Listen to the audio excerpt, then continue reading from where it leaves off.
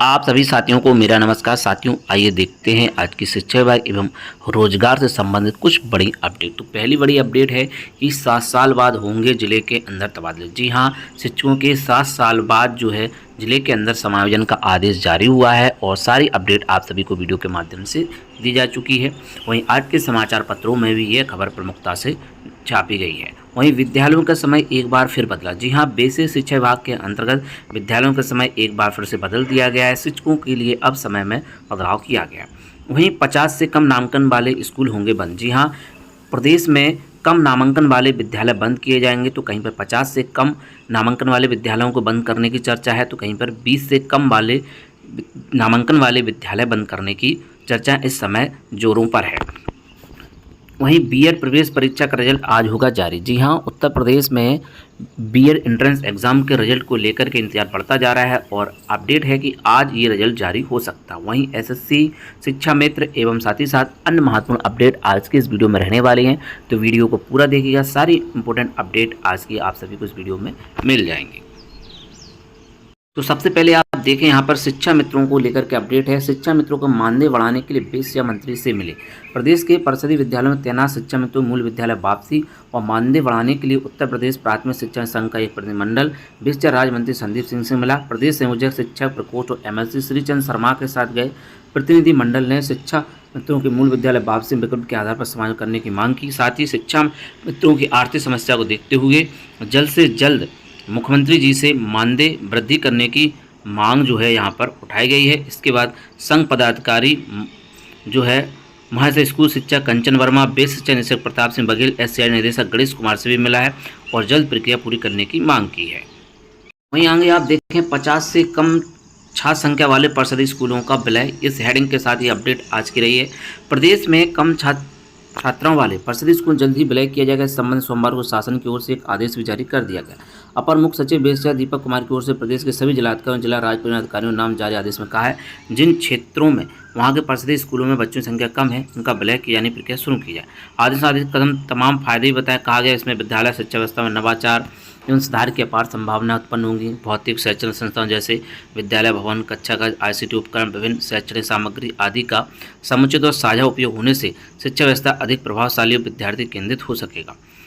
विद्यालयों में उपलब्ध संसाधनों के समय उपयोग से न केवल शैक्षिक प्रक्रियाओं को समृद्ध किया जा सके, आपूर्ति शिक्षक सहभागिता तथा प्रशासनिक कुशलता से विद्यार्थियों की अधिगम उपलब्धियों को भी बढ़ाया जा सकेगा। अब देखना होगा कि 50 से कम वाले विद्यालय बंद होते हैं या जो है 20 से कम वाले, क्योंकि अलग अलग जनपदों में अलग अलग टाइप से आदेश जारी हो रहे हैं।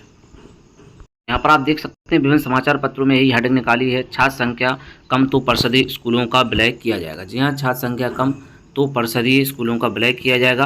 प्रदेश में कम छात्र छात्राओं वाले परिषदीय स्कूलों में जल्द ही विलय किया जाएगा।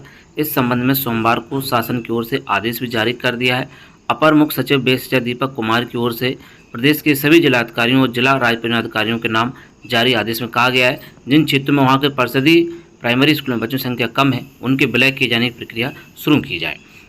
वहीं स्मार्ट क्लास की स्थापना के लिए अनुमोदन 2025-26 में शिक्षा मंत्रालय द्वारा 75 छात्र नामांकन वाले प्राथमिक कम्युनिटी विद्यालयों में स्मार्ट क्लास की स्थापना की गई है और जो निर्देश दिए गए हैं बताया गया पर्याप्त छात्र नामांकन वाले विद्यालयों का चिन्हीकरण किया जाए, डेटाबेस तैयार किया जाए, चिन्हित विद्यालयों का निकटस्थ विद्यालय के साथ मानचित्रण किया जाए जहां बेहतर अवस्थापन सुविधाएं हों, अभिभावकों, जन समुदाय, स्थानीय प्राधिकारी, शिक्षक तथा शिक्षक संघ से संवाद किया जाए। तो फिलहाल शासन की ओर से इस बाबत एक आदेश जारी कर दिया गया है। शिक्षा व्यवस्था में नवाचार और सुधार की अपार संभावना इसमें बताई गई हैं। आप सभी के इस बारे में क्या विचार है, आप कमेंट जरूर करें। वहीं देश में मार्च 27 से 2 चरणों में होगी जनगणना। 21 महीनों जनगणना की प्रक्रिया लगभग पूरी होगी।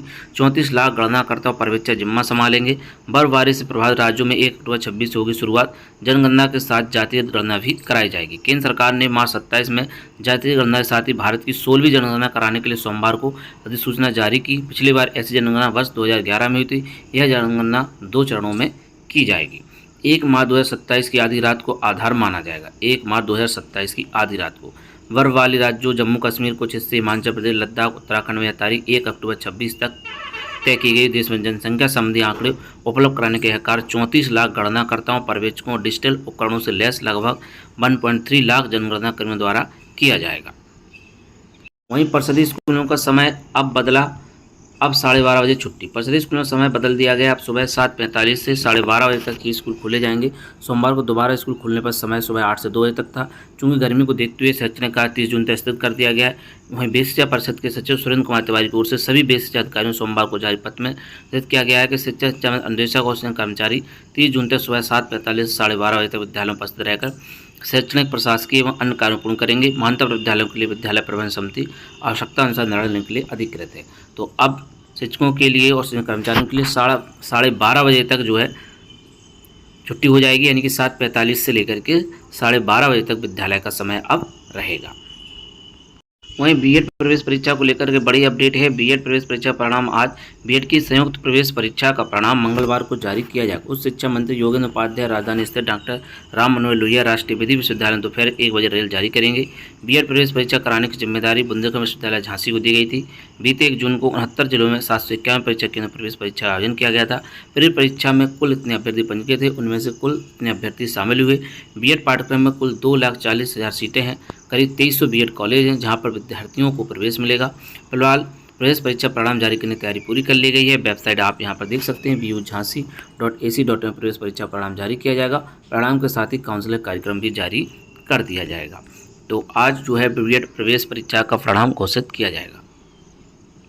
वहीं 14 दिनों में जारी होंगे एसएससी के 4 नई भर्तियों के विज्ञापन। आगामी 3 महीनों में होगी 7 नई भर्ती परीक्षाएं। जी हां, सरकारी भर्ती परीक्षा की तैयारी करने वाले छात्रों के लिए आने वाले 14 दिनों में कर्मचारी चयन आयोग एसएससी की ओर से 4 नई भर्तियों विज्ञापन जारी होगा। वहीं आगामी 3 महीने में 7 नई भर्तियों परीक्षाएं आयोजित की जाएगी। एसएससी की ओर से जारी भर्ती परीक्षा कैलेंडर के अनुसार जून माह में 4 नई भर्तियों विज्ञापन जारी होंगे। इसी सप्ताह दिल्ली पुलिस, केंद्रीय सशस्त्र बलों में सब इंस्पेक्टर भर्ती विज्ञापन जारी हो सकता है, जिसके लिए ऑनलाइन आवेदन 7 जुलाई तक होंगे।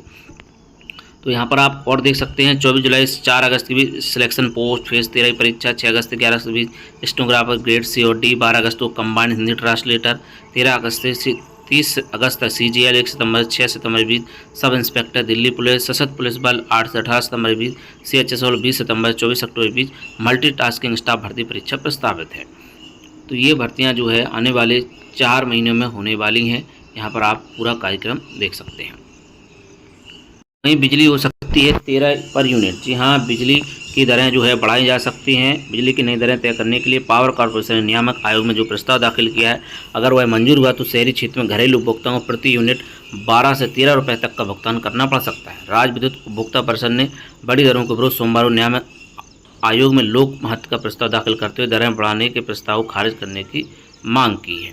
तो यहाँ पर आप देख सकते हैं घरेलू और शहरी की जो यूनिट दरें यहाँ पर बताई गई हैं। वहीं यूपी में प्री मानसून का आगाज, कल से झमाझम के बने आसार, दिक्कतें भी बढ़ी। रेलवे ट्रैक पर भरा पानी, बिजली की किल्लत, बिजली गिरने से 13 की मौत। लखनऊ, मूसलाधार बारिश से सोमवार को प्री मानसून धमाकेदार आगाज हुआ है। इसमें लोगों को गर्मी से राहत मिली है।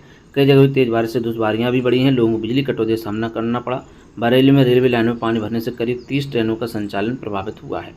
तो जो है मानसून की शुरुआत हो चुकी है। यूपी में प्री मानसून का आगाज हो गया है। वहीं एडेड स्कूलों में भर्ती प्रक्रिया पूरी कराने के लिए धरना। अशासकीय सहायता प्राप्त जूनियर हाई स्कूल सहायक अध्यापक और प्रधान भर्ती परीक्षा का मामला।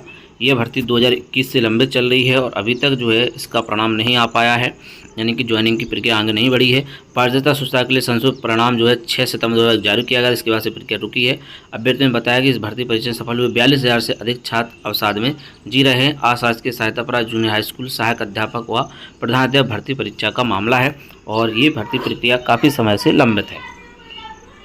वहीं 7 साल बाद जिले के अंदर समान तबादले का अवसर। बेसिक शिक्षा परिषद ने जारी किया विस्तृत दिशा निर्देश। ज़्यादा शिक्षक वाले स्कूलों में कम शिक्षक वालों में मिलेगा तबादला। प्रदेश के परिषदीय विद्यालयों में शिक्षकों को 7 साल 2017 के बाद जिले के अंदर समान तबादले का अवसर मिलेगा। हालांकि शिक्षक छात्र अनुपात अनुसार तबादले ज़्यादा शिक्षक वाले स्कूलों से कम शिक्षक वाले स्कूलों में ही होंगे। बेसिक शिक्षा परिषद ने इसके लिए सोमवार को विस्तृत दिशा निर्देश जारी किए हैं। परिषद के अनुसार जिले के अंदर स्वेच्छा से तबादला और समायोजन अधिक शिक्षक वाले विद्यालय से जरूरत वाले विद्यालयों में ही किया जाएगा। शिक्षक और शिक्षिका की आवश्यकता वाले किसी विद्यालय से तबादला समायोजन नहीं किया जाएगा। शिक्षकों से लिए गए विकल्प के आधार पर ये तबादले किए जाएंगे। इससे पहले ज़्यादा और कम शिक्षक वाले स्कूलों की सूची जारी की जाएगी। बेसिक शिक्षा परिषद सचिव सुरेंद्र कुमार तिवारी ने बताया कि इसके आधार पर शिक्षक अधिकतम 10 विद्यालय में विकल्प देंगे। उन्हें कम से कम 1 विद्यालय का विकल्प देना अनिवार्य होगा। अंततः उनका आवेदन निरस्त माना जाएगा। तबादले उस सीमा तक होंगे जहाँ तक शिक्षक छात्र अनुपात गड़बड़ ना हो, तबादले के लिए डीएम गस्ते वाली 4 सदस्यीय कमेटी होगी। उन्होंने बताया 20 से 23 जून तक यूडाइस पर उपलब्ध छात्र संख्या आधार पर कम आदित शिक्षक वाले विद्यालय सूची ऑनलाइन की जाएगी। बताया 20 से 23 जून तक, 24 से 26 जून तक शिक्षिका ऑनलाइन आवेदन करेंगे। 27 जून तक ऑनलाइन आवेदन छायाप्रति बीएससी ऑफिस में जमा होगी। 28 जून को बीएससी द्वारा ऑनलाइन सत्यापन और डाटा लॉक करने की कार्रवाई की जाएगी। परिषद सचिव ने बताया कि 30 जून को तबादला सूची जारी कर दी जाएगी।